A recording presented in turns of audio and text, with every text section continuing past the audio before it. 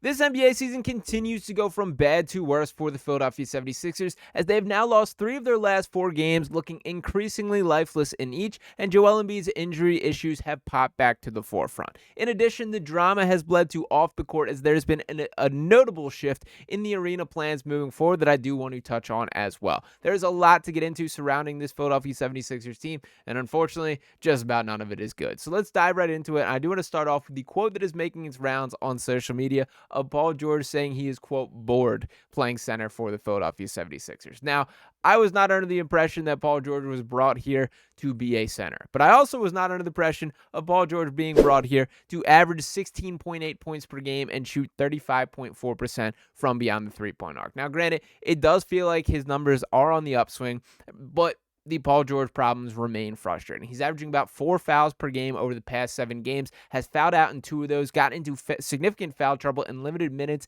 in 2 others there. And the Magic game last night was, to me, kind of the story here. That in that game overall, he finished with 25 points, 10 rebounds, 6 assists, was a team high plus 13, shot 10 of 20 from the field, 5 of 8 from 3 in 27 minutes, and then he fouled out with 2:49 left to play. This is another example of game, and to me, this is the story of the Sixers season. It was a winnable game that they allowed to slip through the cracks. Now, granted, I'm not going to be too hard on Paul George because he played well overall, but these foul issues feel like they happen every single night, and if you're not there when it is crunch time, when the team needs you, then you simply are not fulfilling the role that you were asked. I respect that he is playing great defense, and he has from start to finish this year, to his credit.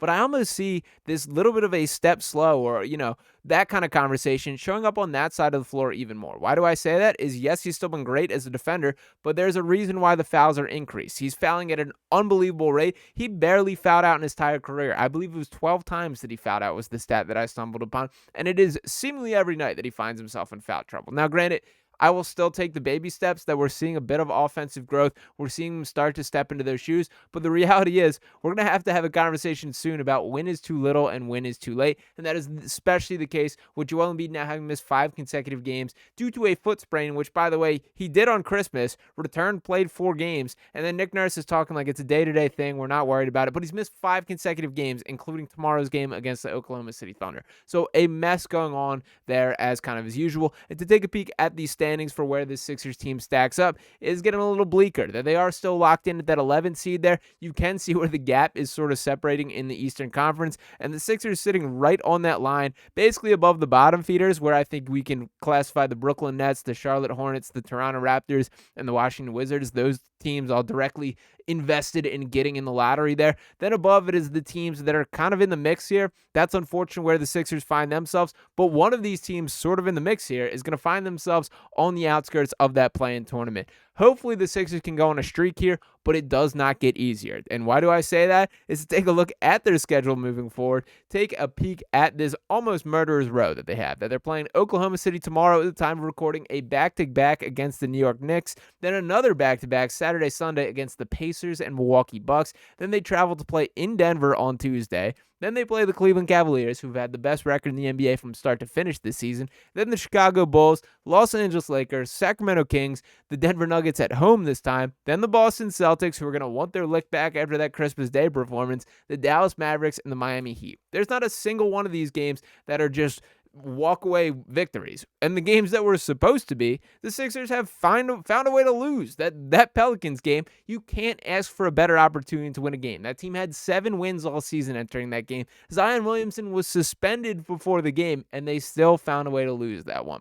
That is the reality of the situation with the Sixers team. Unfortunately, they may just not have the right mix of chemistry. Now, granted, there is still a lot of season to go through, but until we can see Joel Embiid start to actually get on the floor at a consistent rate, it's tough to have any feel for what the direction will be. Now, granted, is it a disservice to Joel that this team cannot stay afloat without him basically at all? That the $52 million addition is incapable of raising the floor around him? And this goes back to that James Harden, Paul George conversation for the James Harden stands in the comments there. You were absolutely right that if James Harden was on this team instead of Paul George and vacuum right now, their record would be better. Is their chance of winning a championship greater? I would disagree with that. They're different players because of that. That Paul George, I do believe, can be least harmful in a setting where he's having those bad games versus James Harden can straight up shoot you out of a game. But there also is a level of bringing up your teammates that Harden is excellent at that we are straight up not seeing from Paul George. So there are different priorities, and when that is important, we are seeing the short side of things with the Sixers team. And I also will not fully excuse Tyrese Maxey,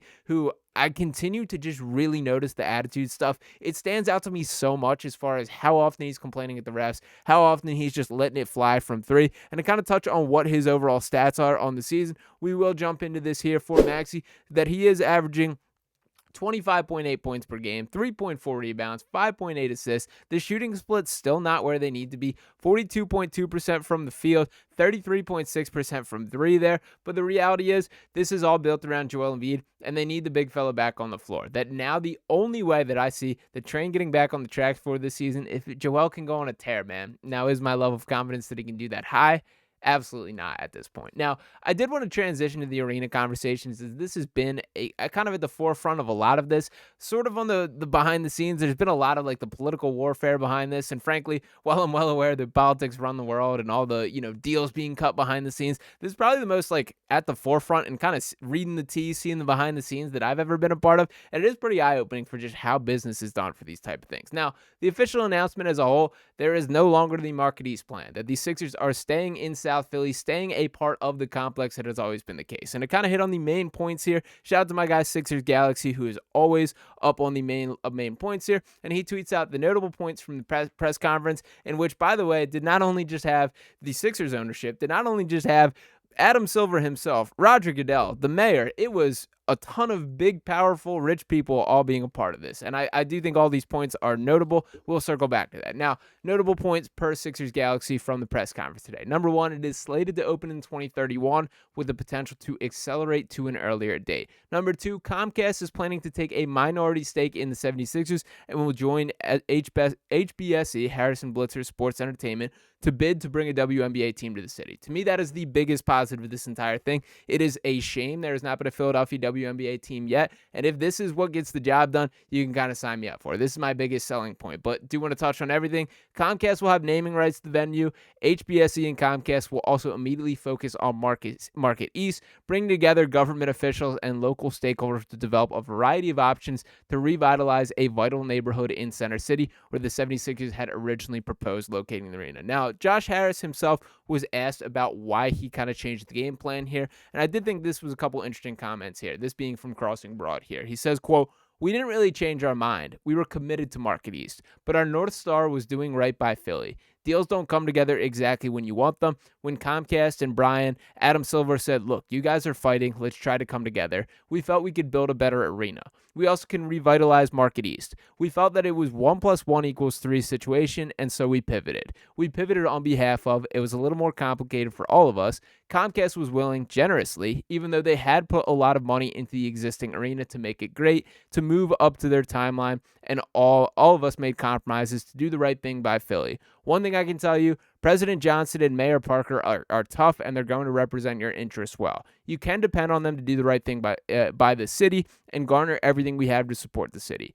It wasn't planned, but it happened. First meeting was in early December, and we got the mayor involved as soon as we could." So to kind of cut through what the real of this is, or what exactly happened here, the root of the issue is Wells Fargo Center is owned by Comcast / the Flyers. That's who owns Comcast, and to an extent runs Philadelphia here. Now, they own the building there. The Sixers are tenants to them. So the issue with the Sixers is they were sick of being tenants. And really, when you evaluate a franchise, having a specific building that is like a part of it is a huge part of the value of it. You don't want to buy a place. It's kind of that same conversation versus buying versus renting a house, where like, if you buy the house, you're paying your mortgage. You're paying the house off every month. When you're renting, you're giving it to whoever your landlord is to pay their mortgage off, essentially. Now, granted, different element or different scale, I guess you would say, when you are talking about a venue here and with the sports team and the tickets and everything that is a part of it. But that was really the root of it, is the Sixers were sick of this. Now, there's a lot of conspiracy theory brain on this.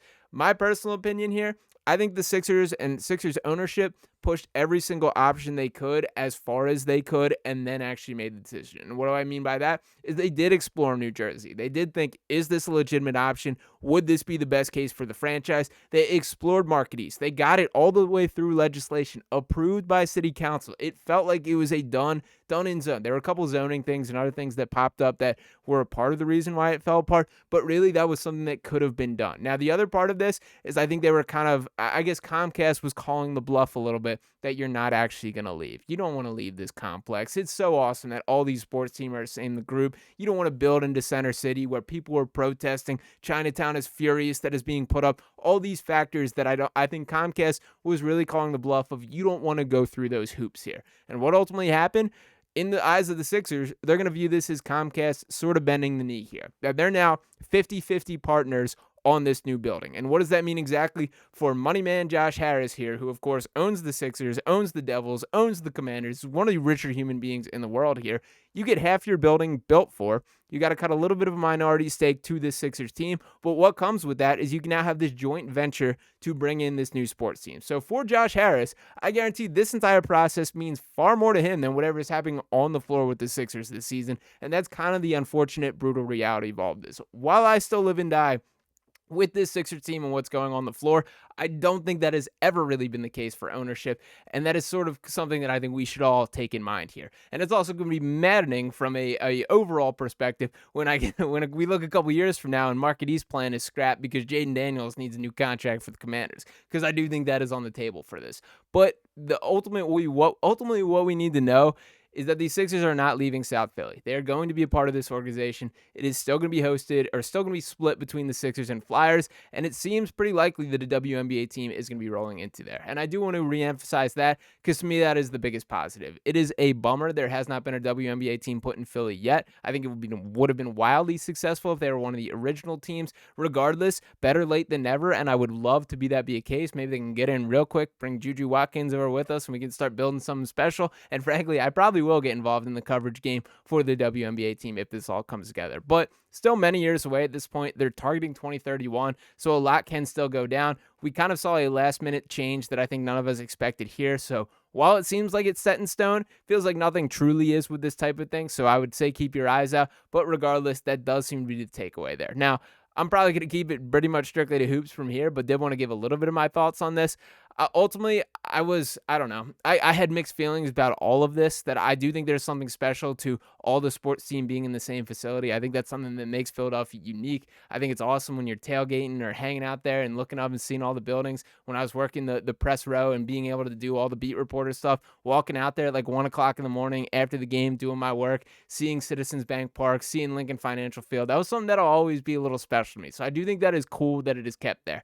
On the other side of things, there is work that needs to be done on Market East. And it is a bummer to me how much of Philadelphia, like, I feel is underutilized, I guess, like, land or level of opportunity. That there should be more in a spot like Market East, which should be a hub of the city and has not been for all of my lifetime and since well before. If you go there today, it's essentially an abandoned mall that's mostly standing there. So I do hope that they follow through with their plan of revitalizing thing. That was also the sell to the city, is that this is now 2 projects instead of 1. If we build up a stadium in that spot, instead of doing that, we'll build hotels, restaurants, all this type of thing, and we're still getting the new stadium here. So there's a lot that has gone on to this. I don't think the politics are fully done behind the scenes, so I do expect there will be more information coming out, but did just want to give a little bit of debriefing on the stadium overall. And by the way, it's lifeless talking about the Sixers right now, so a little refreshing to have a new topic there. But let me know what you guys think on the topic overall. Drop your thoughts on the stadium or the Sixers team below. Let me know if this kind of stuff interests you guys.